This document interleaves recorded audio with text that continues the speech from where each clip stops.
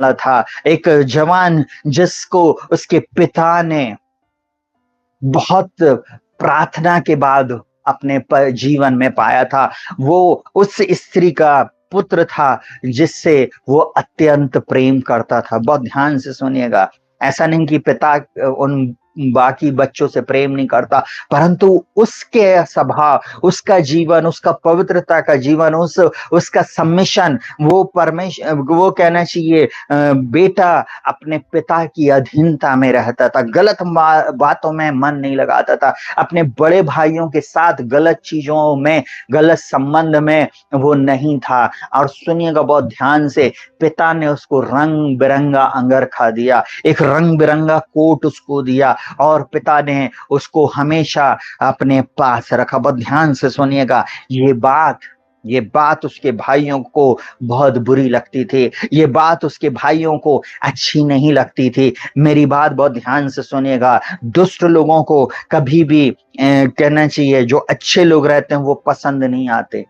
Hallelujah, बहुत ध्यान से सुनिएगा। और यहाँ पर ये इस भाई को कहना चाहिए, पूरे टोटल 12 भाई थे, जो कहना चाहिए टोटल 12 भाइयों में 11वें नंबर का ये लड़का था, इसका नाम था यूसुफ।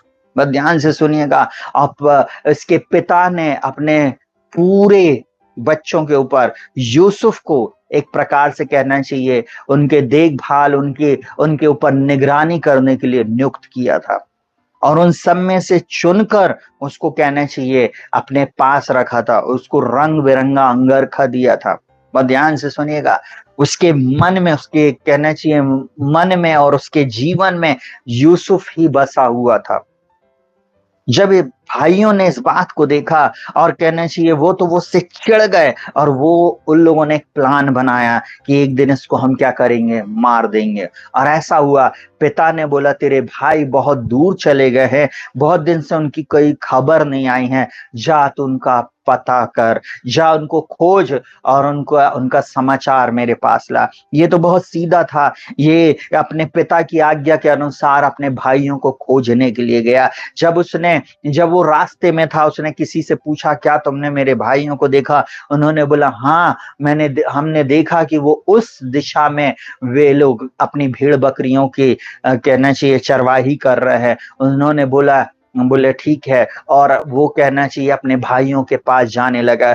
जब भाइयों ने उसे दूर से देखा आते हुए, उन्होंने उसके प्रति डहाक रखा, उसके प्रति उन लोग ईर्ष्या से भर गए, जलन से भर गए, और भाइयों ने युक्ति बनाई कि उसको हम क्या करेंगे, मार देंगे। बहुत ध्यान से सुनिएगा, वे भाई उसको मारने की युक्ति बना लिए, और उन्होंने बोला आज इसका खेल समाप्त। और उन लोग, देखिए शत्रु कहां पर हमारे चोट करता है, वो हमारे विजन पर, जो बात हम देखना चाहते हैं, जो भविष्य में हमारे लिए परमेश्वर ने रखा है, उसको किल करना चाहता है। और उन भाइयों ने क्या किया, बहुत ध्यान से अगर आप सुनेंगे तो आप इस बात को समझेंगे, ये रहस्य, ये प्रकाशन है। आप समझिए क्यों शत्रु आपको बार बार पाप में गिराता, क्यों शत्रु आपको गलत चीजें करवा देता, क्यों आप पोर्नोग्राफी में गिर जाते, क्यों आप व्यभिचार में गिर जाते, क्यों आप झूठ में गिर जाते, क्यों आप बुराई में गिर जाते। उसका कारण है कि वो आपको नेक्स्ट लेवल पर जाने नहीं देना चाहता।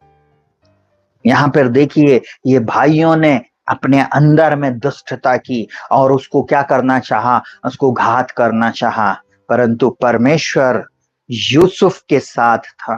परमेश्वर की दृष्टि में यूसुफ बसा हुआ था, और परमेश्वर ने एक बेटे को खड़ा किया, उसके भाई को वहां पर खड़ा किया, और उसने बोला नहीं, उसे मारो नहीं। और उन लोगों ने क्या किया, उसके कपड़े उतार दिए और उसको नंगा करके उसको गड्ढे में डाल दिया। देखिए, सगे भाई अपने छोटे भाई को क्या कर रहे हैं, नंगा कर रहे हैं और उसको गड्ढे में डाल दिए। आज बहुत सारे मसीह भाई बहन एक दूसरे को नंगा करते हैं। बहुत सारे मसीह लोग, खासकर मैं मसीहों की बात कर रहा हूं, जो प्रभु की प्रार्थना तो करते, प्रभु के विश्वास की बातें तो करते, परंतु एक दूसरे की बुराई करते। इसके परिवार की बुराई, उसके परिवार की बुराई, उसकी बातें, ये गलत बातें हैं। कभी आपके जीवन में परमेश्वर आपको ऊंचाई पर नहीं लेकर जाएगा। क्योंकि आप बीती हुई बातों पर क्या कर रहे हो, मन लगा रहे हो। उन गंदी बातों पर, उन गलत विचारों पर ही आप टिके हुए हो, उन्हीं पर आपका ध्यान है। हालेलुया। जैसे एक हिंदी की कहावत है, कौवे की नजर जो है वो गंदी चीजों पर रहती है। वैसे ही कुछ लोग जीवन में वे गंदी चीजों को ही टटोलते हैं, कभी अच्छी चीजें, कई साफ सुथरी चीजें उनको नहीं दिखती हैं। इसलिए अपने माइंड सेट को आपको क्लियर करना है, प्रभु के चरणों में आपको बैठना है, प्रभु से आज प्रार्थना करना। वो ध्यान से सुनेगा। अब उन लोगों ने उस बेटे को क्या किया, उस पिता के एक लौते पुत्र को जिससे वो अत्यंत प्रेम करता था, उस लोग ने क्या किया, उसको गड्ढे में डाल दिया। उसको गड्ढे में डाल दिया, उसके वस्त्र को उससे अलग कर दिया था। फिर उन लोगों ने देखा, थोड़ी देर के बाद इश्माइली लोग वहां से जा रहे थे, उन्होंने उठाया और उसको क्या कर दिया, इश्माइलियों के हाथ में बेच दिया। अब बहुत ध्यान से समझिएगा, जब उन लोग ने इश्माइलियों को, यूसुफ को बेच दिया, वे लोग बहुत खुश हो गए। अब यूसुफ की कहानी का दी एंड हो गया। और कुछ ने तो ऐसा बोला, उसके दर्शन का क्या हुआ, उसके दर्शन का क्या हुआ। समझ रहे हो आप जाके पढ़ लीजिएगा। आप उत्पत्ति के 34वें अध्याय से जब आप पढ़ेंगे आपको समझ में आएगा। शत्रु आपके दर्शन को किल करना चाहता है। और वो यहाँ पर उसने क्या किया, बहुत ध्यान से सुनना। यूसुफ फिर भी पुरानी बात को स्मरण नहीं कर रहा था। यूसुफ परमेश्वर के सामने दीन था, पवित्र था, शुद्ध मन का था, जबकि उसके बड़े भाइयों ने उसके साथ बुराई की। अगर आपके साथ भी लोग बुरा करते हैं, आप अपनी सच्चाई में अड़े और खड़े रहो। आपको किसी को बताने की जरूरत नहीं कि आप कितने सत्य हो। परमेश्वर उन बातों को सामने लेकर आ जाएगा। झूठे का मुंह काला ही होएगा, झूठे व्यक्तियों का, झूठे लोगों का मुंह काला ही होगा। और सत्य कभी भी नीचे नहीं जाता, सत्य हमेशा ऊपर रहता है, क्योंकि यीशु मसीह कहता मार्ग सत्य जीवन में ही।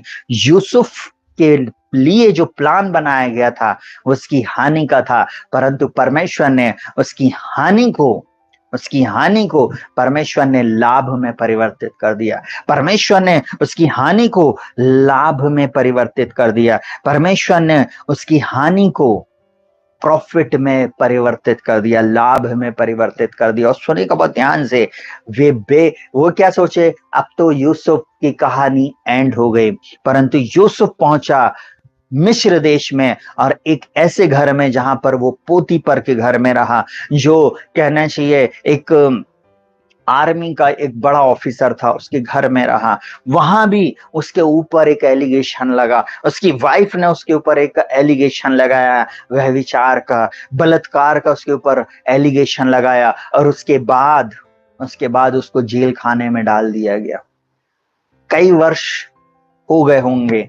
उसके बाद परमेश्वर ने अपने वचन के अनुसार सुधि लिया, क्योंकि यहाँ लिखा, अब बीती हुई घटनाओं का स्मरण मत करो, ना प्राचीन काल की बातों पर मन लगाओ।